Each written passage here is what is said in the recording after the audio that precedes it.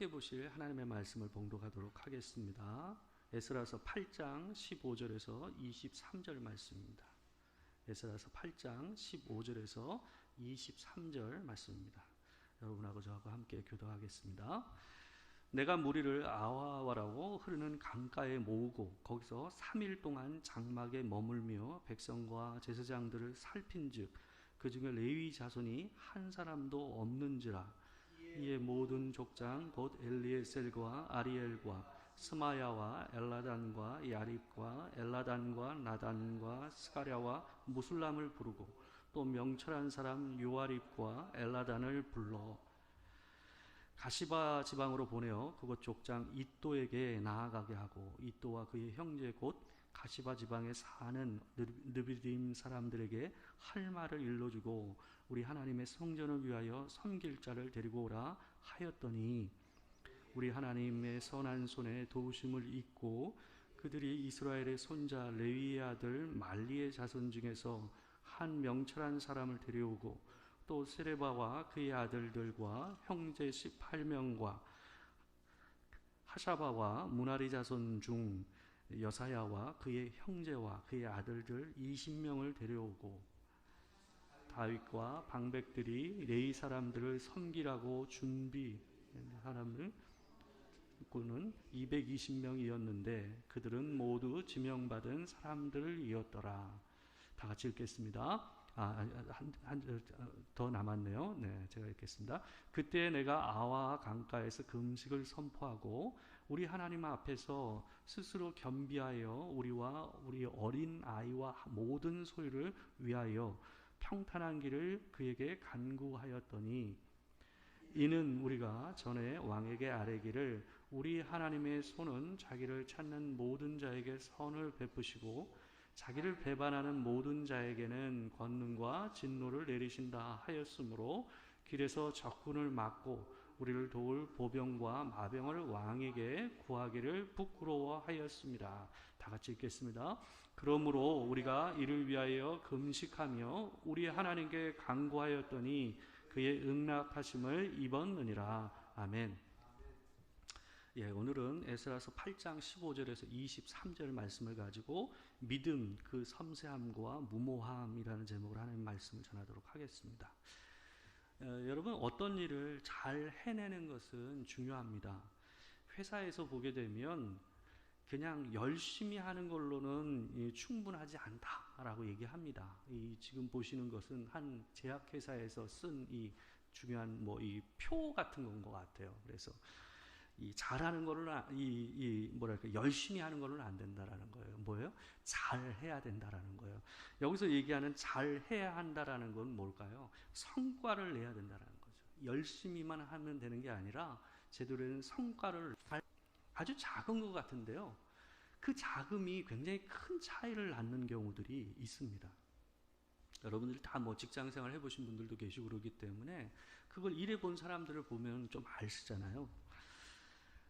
오늘 본문에서도 누가 봐도 이 놀라운 일을 이뤄내는 한 사람을 보게 됩니다. 바로 에스라입니다.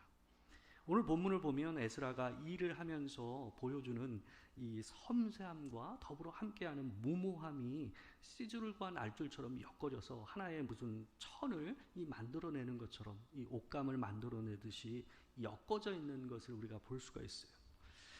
그 가운데서 하나님의 일이 이루어져 가고 풀려져 가는 모습을 우리가 오늘 본문에서 볼 수가 있는데요.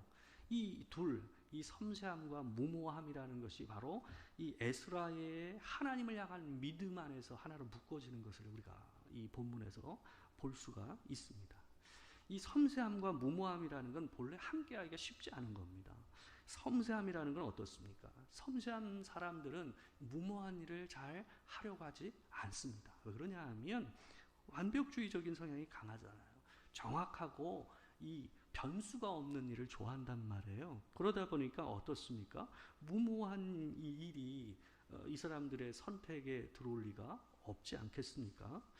여러분, 그러나 그리스도인은 믿음으로 사는 인생이라고 얘기를 합니다. 여러분, 믿음으로 사는 인생은 어떤 인생입니까? 이 믿음이라는 것은 보이지 않는 것을 보이는 것처럼 붙잡고 선택하고 미래를 바라보고 사는 사람이거든요. 그게 믿음으로 사는 인생의 특징입니다.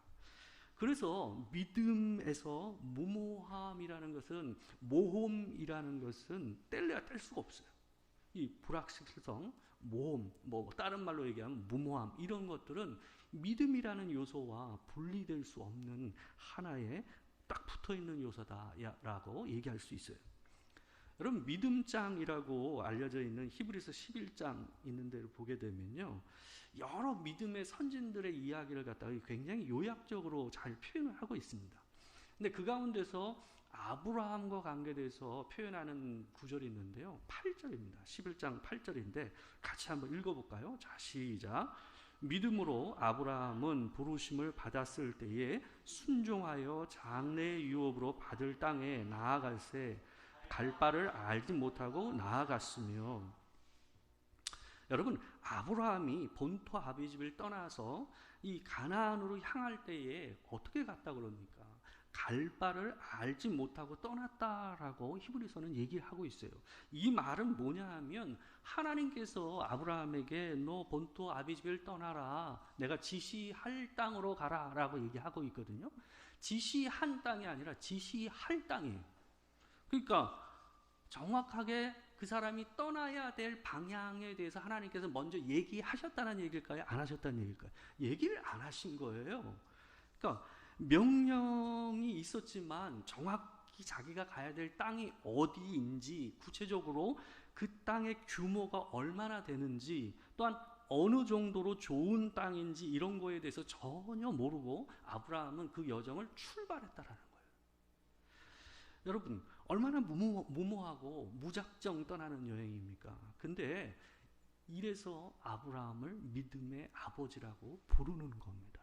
이와 같이 믿음이라는 것은 항상 이런 요소, 갈 바를 알지 못하고 떠나는 요소를 포함할 수밖에 없다라는 거예요. 그거를 성경에서는 믿음이라고 얘기를 하고 있습니다. 여러분, 에스라는 성품적으로 매우 섬세하고 이 주도 면밀했던 사람 같아요. 그리고 목적 지향적인 성향이 굉장히 강한 사람입니다. 이 사람이 일하는 내용을 갖다 보게 되면 그걸 쉽게 느낄 수가 있어요. 우리가 지난주에 이제 에스라가 어떤 사람인지에 대해서 7장에서 표현하는 내용을 우리가 보지 않았습니까? 거기 보게 되면 율법을 이스라엘 사람들에게 가르치겠다고 오래전부터 자기가 마음에 딱 결심을 하잖아요. 그리고 그 결심에 맞춰서 그 시대의 상황에 맞춰서 뭘 하냐면 그것을 자기한테 뭘 해보냐 하면 실험을 해요. 준행을 했다는 말이 나오거든요. 그러니까 막바로 연구를 해서 사람한테 가르친 것이 아니라 자기가 그것을 직접 해본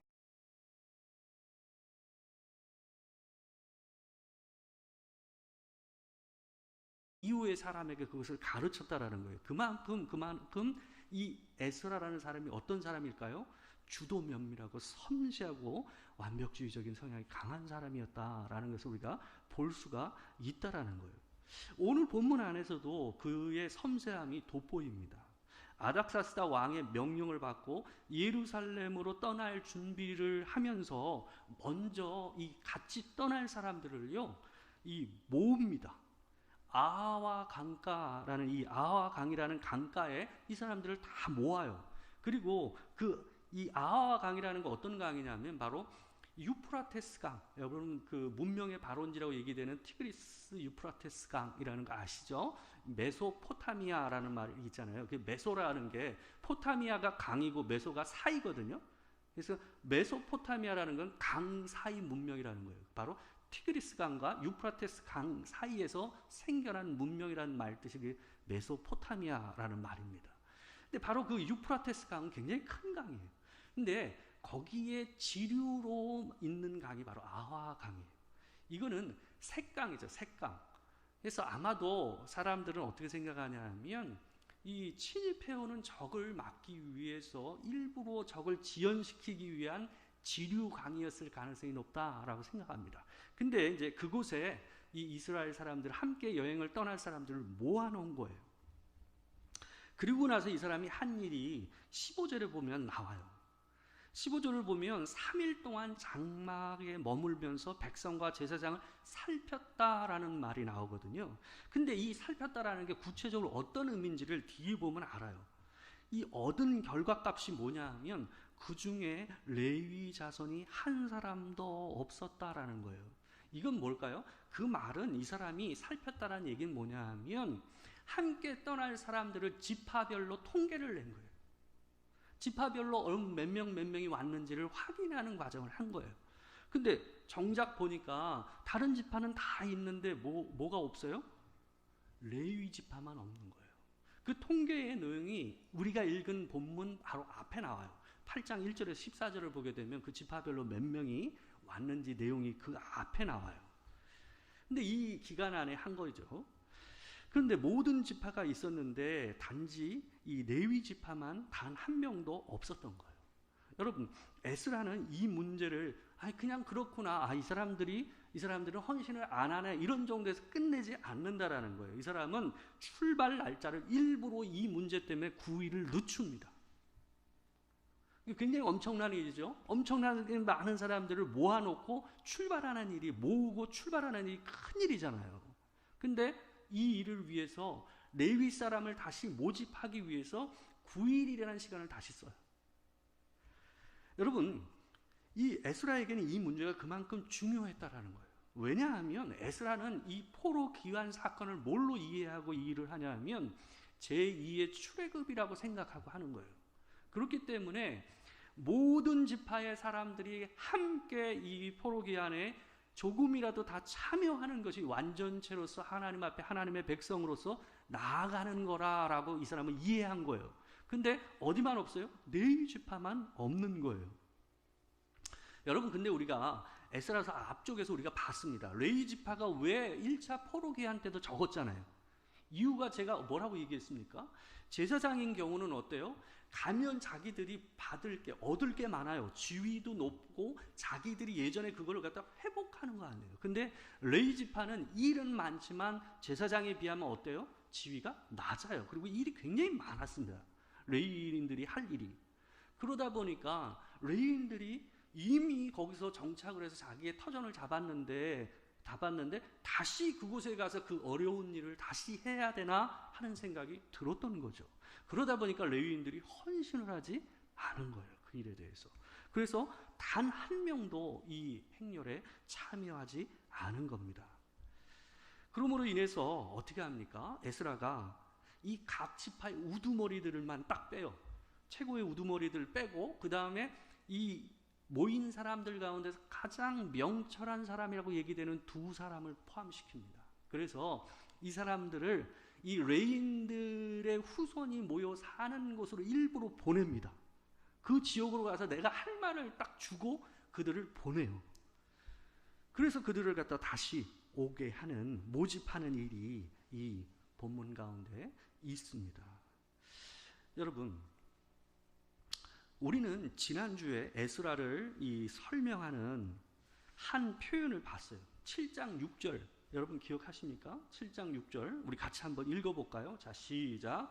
이 에스라가 바벨론에서 올라왔으니 그는 이스라엘의 하나님 여호와께서 주신 모세의 율법에 익숙한 학자로서 그의 하나님 여호와의 도우심을 입음으로 왕에게 구하는 것은 다 받는 자이더니. 여러분, 여기 보게 되면 에스라가 어떤 사람입니까? 그는 이스라엘의 하나님 여호와께서 주신 율법에 익숙한 학자로서 그의 하나님 여호와의 도우심을 하는 것을 다 받을 수 있다고 얘기되지만 그 원인을 성경은 뭐라고 얘기하냐 하면 하나님의 도우심을, 선한 손의 도우심을 입음으로라고 얘기하고 있어요. 그 말은 뭐냐 하면 그가 왕에게 그 모든 것을 쉽게 얻을 수 있었던 이유를 하나님 앞에서 에스라가 계속해서 기도하고 그분의 도우심을 바란 사람이었기 때문에 그 일을 할 수 있었다라고 얘기되고 있는 거예요. 그러니까 이 사람은 두 가지가 같이 있는 거예요. 섬세한 일처리, 주도 면밀한 일처리를 하는 사람이었음에도 불구하고 이 사람은 무모하리만큼 하나님의 선한 손을 의지할 줄 아는 이 두 가지 아주 중요한 덕목이 함께 있었던 사람이 바로 이 에스라라는 사람이었다라는 거예요. 여러분, 하나님께서는 사람 모두에게 그만의 달란트하고 능력과 성품적인 특징에서 나오는 특별함을 다 주셨어요. 사람마다 다 다릅니다. 달란트와 또한 능력이 달라요. 사회생활하면서 경험한 게 달라요. 그죠? 또한 그 성품에 따라 나오는 장점과 단점이 또한 그들에게 있습니다. 여러분, 그것 또한 어떤 겁니까? 하나님이 주신 거예요. 그죠? 그것 또한 하나님께서 여러분에게 주신 겁니다. 그렇기 때문에 그것을 사용하여 섬세한 능력으로 주의 일을 하고 일상을 살아가는 것도 어떤 겁니까? 영적인 거예요. 그것도 영적인 생활이에요. 여러분, 그러나 우리가 그 능력으로만 살다 보면 어때요? 착각하기가 쉽다라는 거예요. 분명히 하나님께서 주신 거예요. 창조 때 내게 불어넣으신 달란트고 재능이고 또한 인생을 살면서 하나님께서 만지시면서 하나님께서 여러분에게 주신 귀한 거예요. 그렇지만 사람이 오직 그것을 가지고 인생을 살게 되면 마치 어느 순간에 어때요? 마치 인생을 내가 이끄는 것처럼 착각하는 경향들이 있다라는 거예요. 믿음이 있는 사람들도요, 이런 착각을 하기가 쉽습니다. 뭘 안 하면? 기도를 안 하면. 하나님 앞에서 기도를 안 하고 하나님의 그 살아계심을 의지하는 마음을 가지고 살지 않으면 아무리 그것이 하나님 주신 것이라는 걸 인식하고 그 일을 하더라도 어떻게 될 가능성이 높다? 그것을 까먹을 가능성이 높다라는 거예요. 여러분, 그래서 우리의 영적인 삶의 균형을 위해서 하나 더 필요한 것이 있다라는 거예요. 그게 뭐예요? 살아계신 하나님의 능력을 믿고 사는 거예요. 그게 뭐로 드러나는 거예요? 기도하는 삶으로 드러나는 거예요. 여러분, 그래서 균형 있는 그리스도인의 삶에는 창조시에 하나님께서 불어넣으신 하나님께서 주신 그 능력, 본연의 능력, 그 인생을 살면서 경험으로 얻어진 능력, 그것을 사용하는 것과 더불어서 또한 더불어 뭐가 있어야 돼요? 살아계신 하나님의 손을 의지하여 사는 믿음의 무모함이 공존해야 균형 잡힌 영적인 그리스도인으로 산다라고 말씀드릴 수가 있다라는 거예요. 여러분, 교회 안에는 아주 스마트한데 기도하지 않는 그리스도인들이 많습니다. 부끄러운 얘기지만 목사도 그런 경우가 있습니다. 굉장히 능력 있고 스마트하지만 뭘 안 해요? 기도 안 하는 목사가 있어요. 저도 때로는 기도 안 할 때가 있었어요. 게을러서 기도를 안 하는 거예요. 그러나 오랫동안 공부를 했고 목회를 오랫동안 했기 때문에 어떨까요? 그렇게까지 이상하게 목회하지 않아요. 사람들이 보기에 티가 잘 안 나요. 여러분, 우리가 이 문제하고 관계돼서 생각할 때 이분법적으로 생각해서는 안 됩니다. 어느 것 하나를 선택해야 하는 것으로 이해해서는 안 된다는 거예요. 우리에게 주어진 능력과 인간이 이루어 놓은 과학적이고 의학적인 능력, 이런 것을 따라서 그것을 의지해서 사는 것 어때요? 그것도 영적인 거예요. 또한 하나님을 의지해서 기도로 사는 것, 그것도 어떤 거예요? 그것도 영적인 거예요. 근데 우리 안에 어떤 성향이 많냐면 우리가 일반적으로 가지고 있는 능력으로 사는 것이 세상적인 것이라고 생각하는 경향이 있어요. 그리고 오직 기도로 사는 것이 영적인 것이라고 생각하는 경향이 있어요. 그건 아니에요. 그건 아니에요. 여러분, 그러다 보니 간간히 정말 이 뉴스에서 이상한 이야기들을, 이 신앙인의 이야기를 들을 때가 있어요. 아이에게 병이 있는데 그것을 기도로만 아이를 고치겠다고 해가지고 아이의 병이 커져서 혹간에 죽는 케이스 같은 게 뉴스에 나오곤 하잖아요. 여러분, 그건 굉장히 건강하지 못한, 온전하지 못한 믿음의 이해 때문에 나오는 불상사라고 얘기할 수 있습니다. 둘 다 뭐예요? 하나님이 주신 거예요. 하나님이 주신 은혜예요. 자, 여러분, 에스라에게서 이 두 가지, 곧 하나님께서 창조 시에 그에게 주신 능력을 사용하는 것과 살아계신 하나님의 역사적 개입을 의지하는 것이 아주 균형 잡히게 드러난다라는 것이 오늘 본문에서 우리가 배워야 될 가장 중요한 부분입니다. 그는 매우 섬세하고 전략적으로 일을 풀어가요. 출발 전에 어떻게 했습니까? 모든 사람을 계수를 하고 또한 그 가운데서 부족한 사람과 부족한 부분들을 어때요? 적합한 사람을 갖다 뽑아서 그 사람을 보내서 그것을 충원하는 일을 갖다가 아주 전략적으로 하잖아요. 그런 일들을 굉장히 섬세하게 해결해 갑니다. 그러나 더불어서 우리가 읽은 본문 이후에 나오지만 출발 전에 그가 했던 일이 하나 더 있었어요. 뭐가 있었냐 하면 그들이 왕과 그의 신하들과 다른 사람들에게 받은 헌물들을 관리할 사람을 세우고 정확하게 그 무게와 수를 기록하는 일이 있었어요. 여러분 24절에서 28절 말씀인데요. 좀 길지만 같이 한번 읽어보겠습니다. 이 말씀이 어떤 건지, 이 사람이 얼마나 섬세하게 일을 했는지를 한번 보도록 하겠습니다. 자, 시작. 지도자 12사람을 뽑았습니다. 내가 뽑은 사람은 세레바와 하사바와 그들의 친척 10명입니다. 나는 그들에게 금과 은과 그릇들을 달아주었습니다. 그것은 왕과 그의 참모들과 그의 관리들과 거기에 있던 모든 이스라엘 사람이 우리 하나님의 성전을 위해서 바친 것입니다. 내가 그들에게 달아준 것은 은 650달란트와 은그릇 100달란트와 금 100달란트입니다. 그리고 1000다리가량 되는 금그릇 20개와 금만큼 값진 번쩍이는 좋은 녹그릇도 2개 주었습니다. 그리고 나서 나는 제사장들에게 말했습니다. 그대들은 여호와께 거룩한 사람이요 이 물건들도 여호와께 거룩한 물건입니다. 은과 금은 그대들의 조상이 여호와께 바친 예물입니다. 이것들을 조심스럽게 지키십시오. 이 물건들은 제사장 대표들과 레위 사람들과 이스라엘의 각 집안의 지도자들이 보는 앞에서 그 무게가 재어질 것입니다. 여러분, 우리가 방금 읽었던 것은 이 구절을 쉬운 성경 버전으로 읽은 겁니다. 근데 여기 보게 되면 에스라가 12명의 제사장을 세우고 그들에게 이 왕과 신하들, 그 다음에 이스라엘 다른 사람들에게 받은 이 헌물의 무게를 재는 일을 맡기죠. 관리하는 일을 맡깁니다. 근데 그 일을 이스라엘 각 집안의 지도자들과 또한 제사장들 가운데서도 대표들과 그 다음에 이 레위 사람들이 보는 앞에서 그것을 직접 재게 만들어요. 그 무게를 정확히 그들 앞에서 확인을 시켜줍니다. 그리고 예루살렘에 도착해서도 이 일을 동일하게 합니다. 그들 앞에서 그 무게를 다시 한번 재요. 도착해서도. 여러분, 이 투명하고도 철저한 관리의 태도가 그들에게 어떤 결과를 낳았을까요?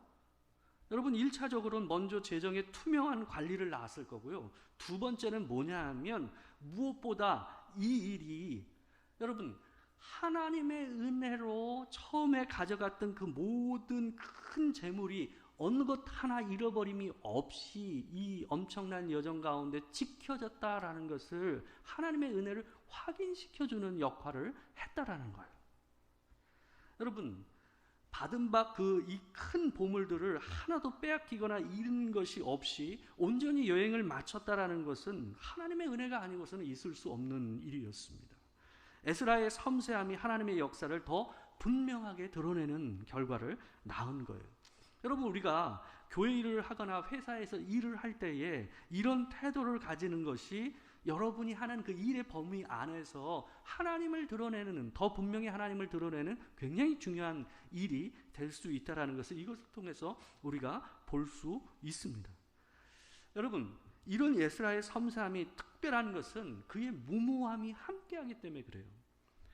하나를 더 보겠습니다. 여러분, 1차적으로 이 9일 만에 레위 사람들 38명, 그 다음에 이들을 섬길 종으로서 르비딘 사람 220명이 충원이 돼서 오죠. 그 이후에 아하 강가에서 에스라가 뭘 선포하냐면 3일간의 금식을 선포합니다. 여러분, 이 사람이 이 함께할 백성들에게 금식을 선포한 이유가 이 21절과 22절에서 나옵니다. 제가 한번 읽어드릴게요. 한번 잘 보시기 바랍니다.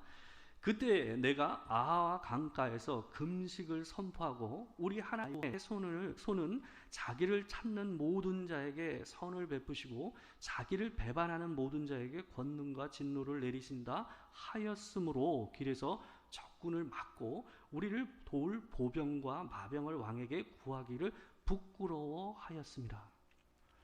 여러분, 이 부분이 굉장히 중요한 부분입니다. 에스라가요, 왕에게 구하는 것은 다 받을 수 있는 사람이라고 얘기했었잖아요. 그죠?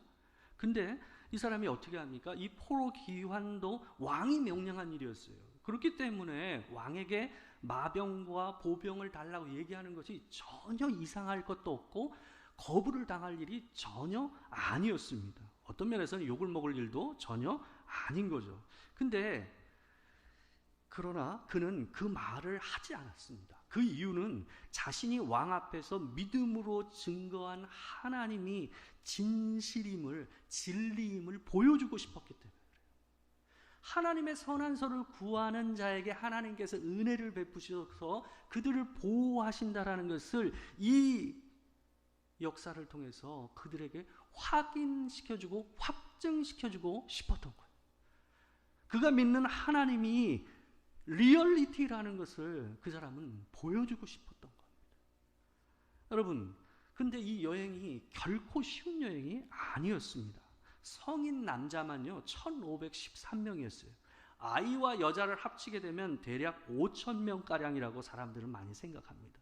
근데 이 가야 될 길이 몇 킬로입니까? 1,500km였어요. 약 4개월의 일정으로 가야 돼요. 근데 며칠을 늦췄잖아요. 그렇기 때문에 이 사람들이 간 기간은 실질적으로 아마 100일 정도가 됐을 가능성이 높습니다. 그럼 1500km를 100일 동안 걸었다고 한다면 하루에 약 몇 킬로를 걸었을까요? 15km를 걸어야 돼요. 그렇지 않습니까? 하루에 15km를 걸어야 이 사람들이 이 기간 내에 도착할 수가 있었어요. 그렇게 도착했다 그러니까 성경에서. 그러니까 적어도 하루에 15km 이상을 걸은 겁니다. 여러분, 근데 그들이 가져가야 될 것이 뭐가 있었어요? 보물이 있었어요. 은이 22,750kg이었어요. 그리고 은그릇이 3,500kg이었어요. 금그릇이 3,500kg. 또한 8.4kg 되는 금잔이 20개였어요. 여러분, 이 1,500kg가 되는 이 길은 도적이 많기로 유명한 길이에요. 근데 여러분, 마병과 보병도 없어요. 어린아이와 여자들이 있어요. 5,000명가량이 돼요. 또한 근데 가지고 있는 것은 엄청난 보물이에요. 여러분, 이 여정에서 에스라가 이 여정을 앞두고 느꼈을 부담감이 얼마나 컸겠습니까? 너무나도 위험한 상황이죠. 황제의 명령 아닙니까? 실수라도 하고 혹시라도 도적들에게 그것을 뺏겨버리게 되면 이 사람이 그 책임을 떠나야 되는 그런 상황이란 말이에요.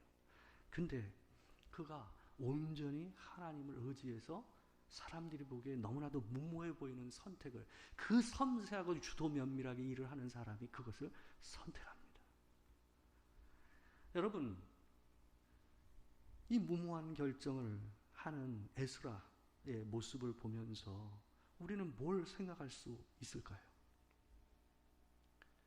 여러분, 신앙이 무엇인가, 믿음이 무엇인가를 우리가 생각을 해야 되는 거예요. 여러분, 우리는 여러분이 하고 있는 일에서 하나님께서 주신 달란트와 재능과 경험을 특별히 투명하고 섬세하게 발휘해야 됩니다. 능력을 드러내셔야 됩니다. 그것도 영적인 일이고 하나님 앞에서 너무너무 귀한 일입니다. 그러나 그와 더불어 하나님 앞에서 마땅히 믿음으로 선택하고 걸어야 될 그 길 앞에서는 어떻게 해야 됩니까? 믿음으로 그것을 선택할 줄 알아야 돼요. 뭐로? 기도로. 기도로. 여러분, 그 일이 여러분 자신에게 증거가 됩니다. 여러분 자신에게 1차적으로 증거가 돼요. 그 일이 하나님이 하셨다라는 고백을 하게 되는 것은 항상 뭐하고 관계될까요? 여러분이 그 일을 하면서 기도했을 때에 확인이 되는 거예요. 또한 여러분, 그 가져갔던 보물을 다시 재는 그 장면 가운데서 이들은 뭘 느꼈을까요? 이스라엘 백성들의 대표들이 있는 자리에서 다시금 그 보물을 쟀을 거 아니에요. 성경에 보면 분명히 이들이 도적대를 만났어요. 도적대를 만났어요. 그 여정 중에 어려움이 있었어요. 근데 재었는데 그 무게가 동일했다고요. 여러분, 하나님의 사람의 인생 또한 하나님의 교회의 여정 가운데는 반드시 하나님의 선한 손의 증거가 함께 해야 됩니다. 그게 없는 교회, 그게 없는 기독교인의 삶은 어떤 면에서는 반쪽짜리예요. 여러분, 하나님의 일을 할 때는 반드시 이 기도로 하나님 앞에서 믿음의 걸음을 걷는 일이 함께 해야 돼요. 그리 없으면 교회가 교회로서 드러나지 않아요. 에스라가 아닥사스다 왕 앞에서 마병과 보병을 구하지 않고 그 일을 해냄으로 누구에게? 본인에게 확인이 되고요. 그와 함께 했던 이스라엘 모든 백성에게 그것은 믿음의 증거가 됐고요. 또한 아닥사스다 왕과 그 신하와 그 주변의 모든 사람에게 이 엄청난 일이 뭐로 증거됩니까?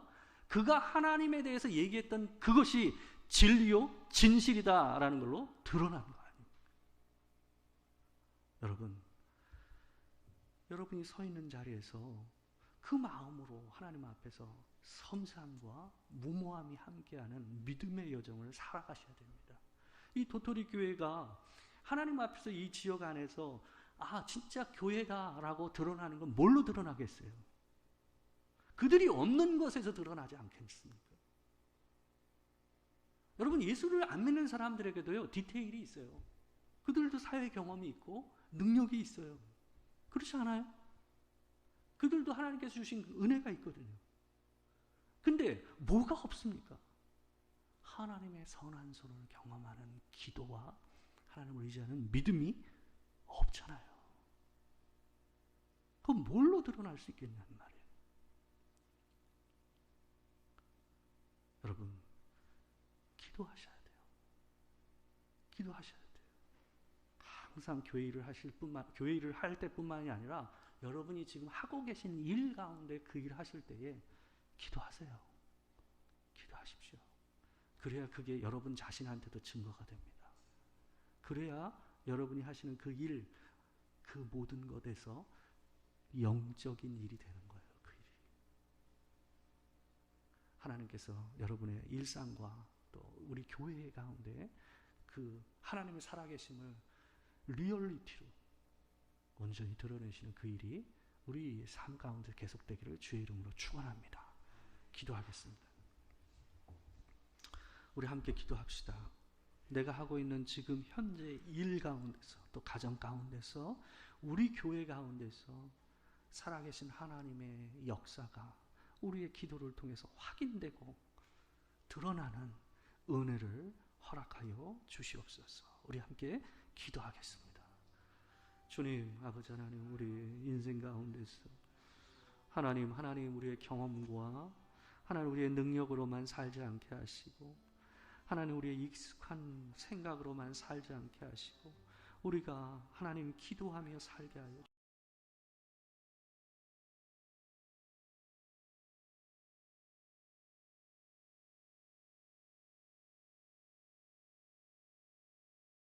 주시옵소서.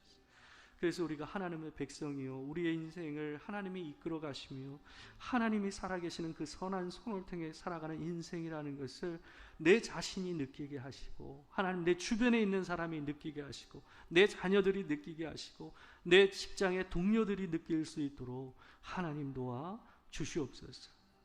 하나님, 주의 영이 우리와 함께 하시고 우리가 하나님을 구할 때에 주의 역사가 일어날 줄 믿습니다.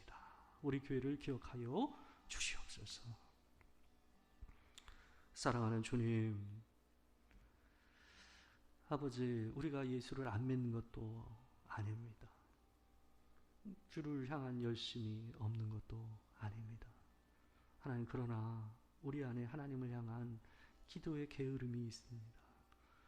하나님, 우리 스스로가 그래서 살아계신 하나님을 스스로 잘 못 느끼고 살지는, 주의 살아계심을 드러내는 인생 우리가 살게 하여 주시옵소서. 우리 교회 가운데도 기도로 이루어내는 놀라운 이 역사들이 우리뿐만 아니라 우리 자녀들에게도 증거가 되는 역사가 되게 주님 역사하여 주시옵소서. 지금은 우리 주 예수 그리스도의 은혜와 아버지 하나님의 크신 사랑과 성령의 교통하심이 진실로 하나님의 그 놀라우신 살아계신 역사를 기대하며 기도하고 하나님의 일을 하는 우리가 되며, 살아계심을 우리도 느끼고 우리 자녀들도 느끼고 우리 이웃도 느끼는 놀라운 역사가 이 도토리 교회와 이 자리에 있는 모든 성도들 가운데 지금으로부터 영원토록 함께 하시기를 축원하옵나이다. 아멘.